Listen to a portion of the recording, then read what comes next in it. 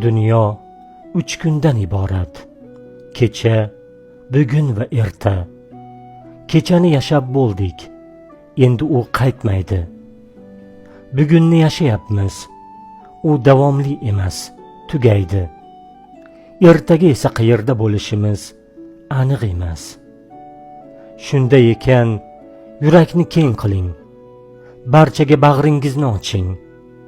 Haloyiqning ishlarini taftish qilavermay, ularni Xudoning o'ziga topshiring.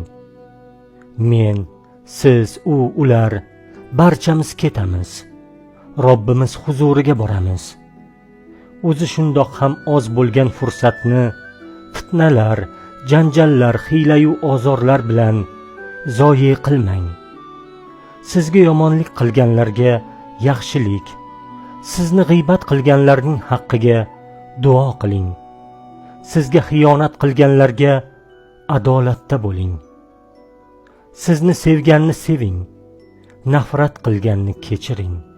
Iymoningizni qadrini biling.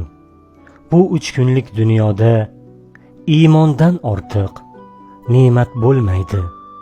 Agar duolaringiz, ya'ni iymonlaringiz bo'lmasa, Robbim sizlarga hech qiymat bermas deb ayt.